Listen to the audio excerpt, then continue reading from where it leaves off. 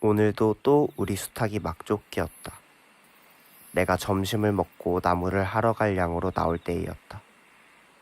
산으로 올라서려니까 등 뒤에서 푸르륵 푸드득하고 닭의 쇳소리가 야단이다. 깜짝 놀라서 고개를 돌려보니 아니나 다르랴 두 놈이 또 얼리었다. 점순네 수탉이 덩저리 작은 우리 수탉을 함부로 해내는 것이다. 그것도 그냥 해내는 것이 아니라 푸드득하고 면두를 쪼고 물러섰다가 좀 사이를 두고 또 푸드득하고 모가지를 쪼았다. 이렇게 멋을 부려가며 여지없이 닦아놓는다. 그러면 이 못생긴 것은 쪼일 적마다 주둥이로 땅을 박으며 그 비명이 킥킥 할 뿐이다. 물론 미처 아무지도 않은 면두를 또 쪼이어 붉은 선혈은 뚝뚝 떨어진다.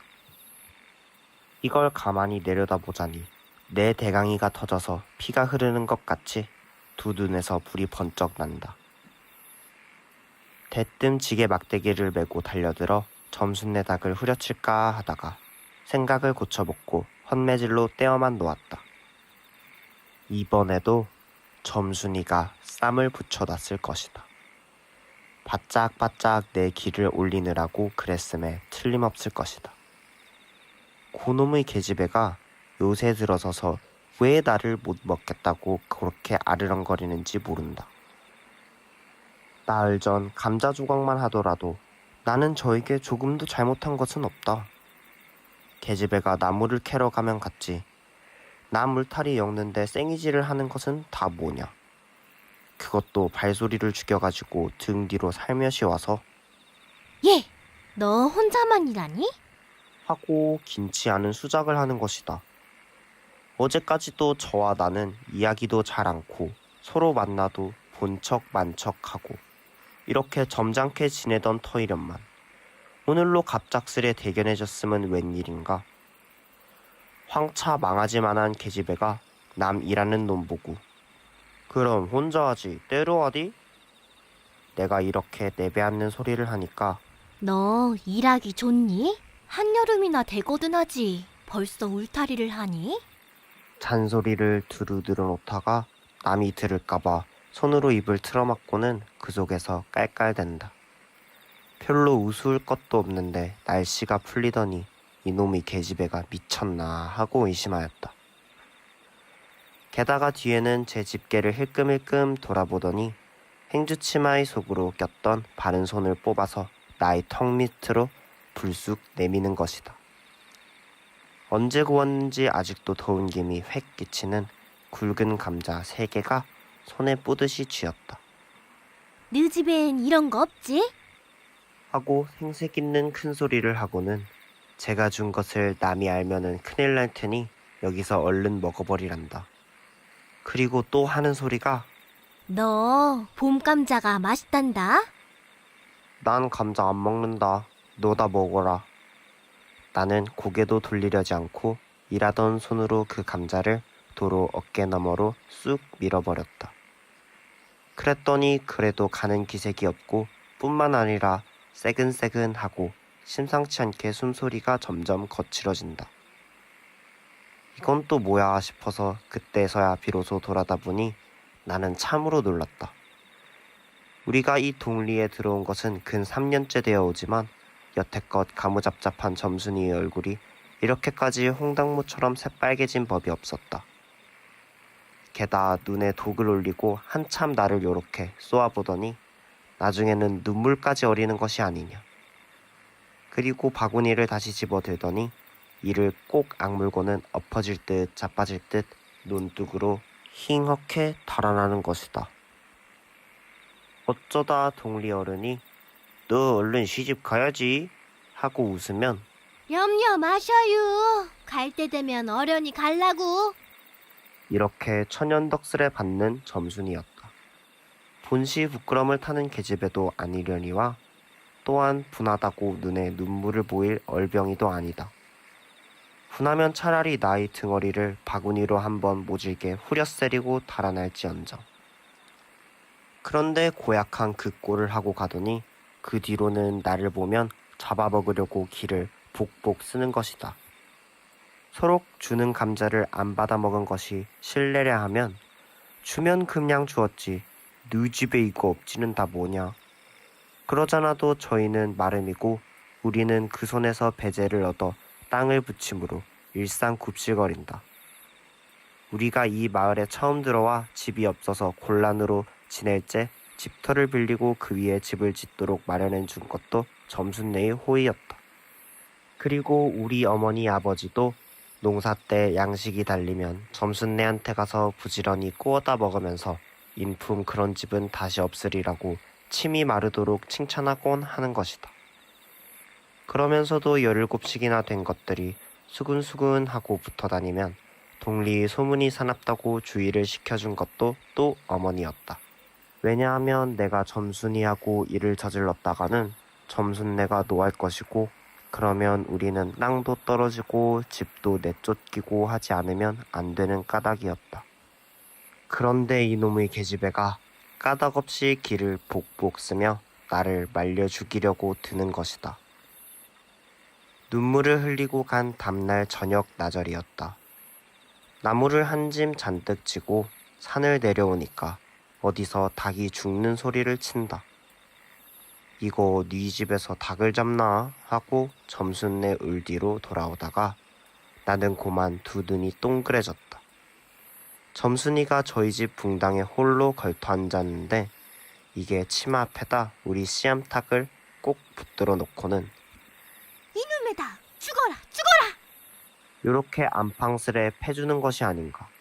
그것도 대가리나 치면 모른다마는 아주 알도 못 낳으라고 그 불기짝개를 주먹으로 콕콕 쥐어박는 것이다. 나는 눈에 쌍심지가 오르고 사지가 부르르 떨렸으나 사방을 한번 휘돌아보고야 그제서 점순이 집에 아무도 없음을 알았다. 잡은 참 지게 막대기를 들어 울타리의 종턱을 후려치며 이놈의 계집애! 남의 닭을 못 낳으려고 그러니? 하고 소리를 빽 질렀다. 그러나 점순이는 조금도 놀라는 기색이 없고 그대로 의젓이 앉아서 제 닭 가지고 하듯이 또 죽어라 죽어라 하고 패는 것이다. 이걸 보면 내가 산에서 내려올 때를 겨냥해가지고 미리부터 닭을 잡아가지고 있다가 너 보란듯이 내 앞에서 죄지르고 있음이 확실하다. 그러나 나는 그렇다고 남의 집에 뛰어들어가 계집애하고 싸울 수도 없는 노릇이고 형편이 썩 불리함을 알았다. 그래 닭이 맞을 적마다 지게 막대기로 울타리나 후려칠 수밖에 별도리가 없다. 왜냐하면 울타리를 치면 칠수록 울섭이 물러앉으며 뼈대만 남기 때문이다. 하나 아무리 생각하여도 나만 믿지는 노릇이다. 야 이년아, 남의 닭 아주 죽일 터이냐? 내가 도끼 눈을 뜨고 다시 꽥 호령을 하니까 그제야 울타리께로 쪼르르 오더니 울밖에 섰는 나의 머리를 겨누고 닭을 내팽개친다. 더럽다 더럽다! 더러운 걸 널더러 입대 끼고 있으랬니? 망할 계집애년 같으니. 하고 나도 더럽단 듯이 울타리깨를 힝하니 돌아내리며 약이 오를 대로 다 올랐다.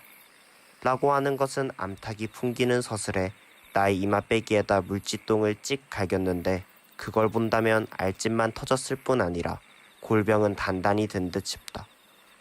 그리고 나의 등 뒤를 향하여 나에게만 들릴 듯 말 듯한 음성으로 이 바보 녀석아! 얘! 너 베넷병신이지? 그만도 좋으련만. 얘! 너네 아버지가 고자라지? 뭐? 울 아버지가 그래 고자야? 할 양으로 얼병거지가 나서 고개를 획 돌려 바라봤더니 그때까지 울타리 위로 나와 있어야 할 점순이의 대가리가 어디 갔는지 보이지를 않는다. 그러다 돌아서서 오자면 아까의 한 욕을 물 밖으로 또 퍼붓는 것이다. 욕을 이토록 먹어가면서도 대거리 한마디 못하는 걸 생각하니 돌부리에 채어 발톱 밑이 터지는 것도 모를 만치 분하고 급기야는 두 눈에 눈물까지 불끈 내솟는다. 그러나 점순이의 치매는 이것뿐이 아니다. 사람들이 없으면 틈틈이 제 집 수탉을 몰고 와서 우리 수탉과 쌈을 붙여놓는다. 제 집 수탉은 썩 험상궂게 생기고 쌈이라면 회를 치는 고로 의뢰 이길 것을 알기 때문이다. 그래서 툭 하면 우리 수탉이 면두며 눈깔이 피로 흐드륵하게 되도록 해놓는다. 어떤 때에는 우리 수탉이 나오지를 않으니까 요놈의 계집애가 모이를 쥐고 와서 꿰어내다가 쌈을 붙인다. 이렇게 되면 나도 다른 배차를 차리지 않을 수 없다. 하루는 우리 수탉을 붙들어 가지고 넌지시 장독개로 갔다. 쌈닭에게 고추장을 먹이면 병든 황소가 살모사를 먹고 용을 쓰는 것처럼 기운이 뻗친다 한다. 장독에서 고추장 한 접시를 떠서 닭 주둥아리깨로 들이밀고 먹여보았다. 닭도 고추장의 맛을 들였는지 거스르지 않고 거진 반 접시 턱이나 곧잘 먹는다.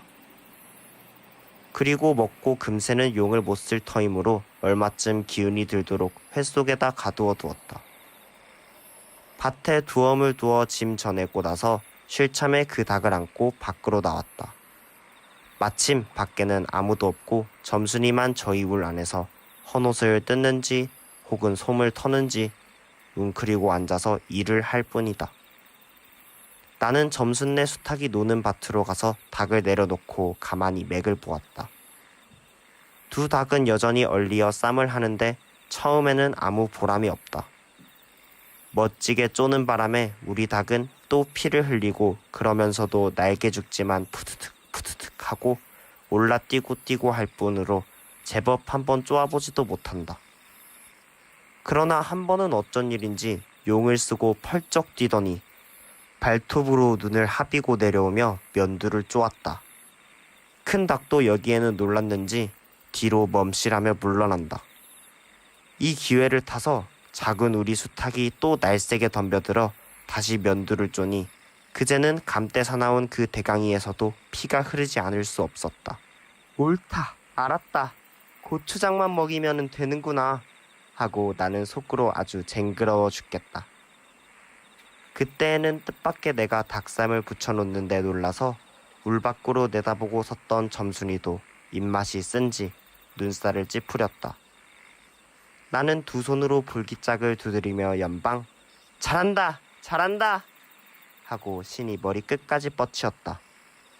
그러나 얼마 되지 않아서 나는 넋이 풀리어 기둥같이 묵묵히 서 있게 되었다. 왜냐하면 큰 닭이 한번 쪼인 안갚음으로 호들갑스레 연거푸 쪼는 서슬에 우리 수탉은 찔끔 못하고 막 굴른다.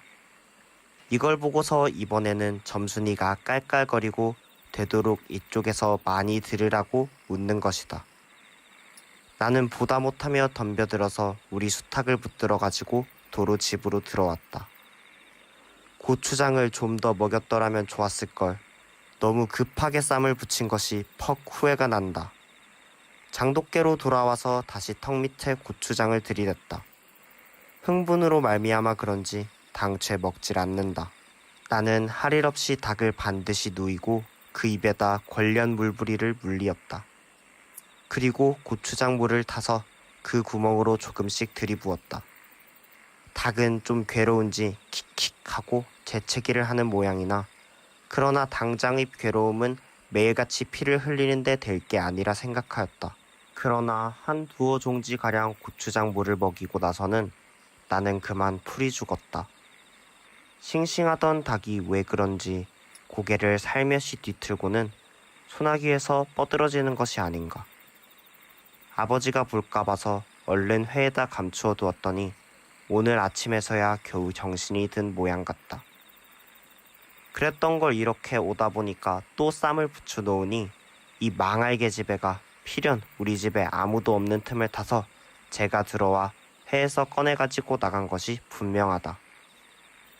나는 다시 닭을 잡아다 가두고 염려는 스러우나 그렇다고 산으로 나무를 하러 가지 않을 수도 없는 형편이었다. 소나무 삭정이를 따며 가만히 생각해보니 암만 해도 고년이 목쟁이를 돌려놓고 싶다. 이번에 내려가면 망할년 등줄기를 한번 되게 후려치겠다 하고 싱둥벙둥 나무를 지고는 불이 나게 내려왔다. 거지반 집에 다 내려와서 나는 호두기 소리를 듣고 발이 딱 멈추었다. 산기슭에 널려있는 굵은 바윗돌 틈에 노란 동백꽃이 소보록하니 깔리었다. 그 틈에 끼어 앉아서 점순이가 청승맞게실이 호두기를 불고 있는 것이다. 그보다도 더 놀란 것은 그 앞에서 또 푸드득 푸드득 하고 들리는 닭의 횟소리다. 필연 크고 요년이 나의 약을 올리느라고 또 닭을 집어내다가 내가 내려올 길목에다 쌈을 시켜놓고 저는 그 앞에 앉아서 천연스레 호두기를 불고 있음에 틀림없으리라. 나는 약이 오를 대로 다 올라서 두 눈에서 불과 함께 눈물이 퍽 쏟아졌다. 나무지게도 벗어놓을 새 없이 그대로 내동댕이 치고는 지게 막대기를 뻗치고 허둥지둥 달려들었다. 가까이 와보니 과연 나의 짐작대로 우리 수탉이 피를 흘리고 거의 빈사지경에 이르렀다. 닭도 닭이려니와 그러함에도 불구하고 눈 하나 깜짝 없이 그대로 앉아서 호두기만 보는 그 꼴에 더욱 치가 떨린다. 동리에서도 소문이 났거니와 나도 한때는 걱실걱실이 일 잘하고 얼굴 예쁜 계집애인 줄 알았더니 시방 보니까 그 눈깔이 꼭 여우 새끼 같다. 나는 대뜸 달려들어서 나도 모르는 사이에 큰 수탉을 단매로 때려 엎었다. 닭은 푹 엎어진 채 다리 하나 꼼짝 못하고 그대로 죽어버렸다. 그리고 나는 멍하니 섰다가 점순이가 매섭게 눈을 훅 뜨고 닥치는 바람에 뒤로 벌렁 나자빠졌다. 이놈아, 너 왜 남의 닭을 때려 죽이니? 그럼 어때? 하고 일어나다가 뭐, 이 자식아? 네 집 닭인데. 하고 복장을 떼미는 바람에 다시 벌렁 자빠졌다. 그리고 나서 가만히 생각하니 분하기도 하고 무안도스럽고 또 한편 일을 저질렀으니 인젠 땅이 떨어지고 집도 내쫓기고 해야 될는지 모른다. 나는 비슬비슬 일어나며 소매자락으로 눈을 가리고는 얼김에 엉 하고 울음을 놓았다. 그러다 점순이가 앞으로 다가와서 그럼 너 이단부턴 안 그럴 테냐? 하고 물을 때에야 비로소 살 길을 찾은 듯 싶었다. 나는 눈물을 우선 씻고 뭘 안 그러는지 명색도 모르건만 그래 하고 무턱대고 대답하였다. 요 다음부터 또 그래봐라. 내 자꾸 못살게 굴 테니. 그래 이젠 안 그럴 테야. 닭 죽은 건 염려 마라. 내 안 잃을 테니. 그리고 무엇에 떠다밀렸는지 나의 어깨를 짚은 채 그대로 퍽 쓰러진다. 그 바람에 나의 몽둥이도 겹쳐서 쓰러지며 한창 피어 퍼들어진 노란 동백꽃 속으로 푹 파묻혀버렸다. 알싸한 그리고 향긋한 그 냄새에 나는 땅이 꺼지는 듯이 온 정신이 고만 아찔하였다. 너 말 마라. 그래. 조금 있더니 요 아래서 점순아! 인연이 바느질 하다 말고 어디 갔어? 하고 어딜 갔다 온 듯 싶은 그 어머니가 역정이 대단히 났다. 점순이가 겁을 잔뜩 집어먹고 꽃밑을 살금살금 기어서 산 아래로 내려간 다음 나는 바위를 끼고 엉금엉금 기어서 산 위로 치 빼지 않을 수 없었다.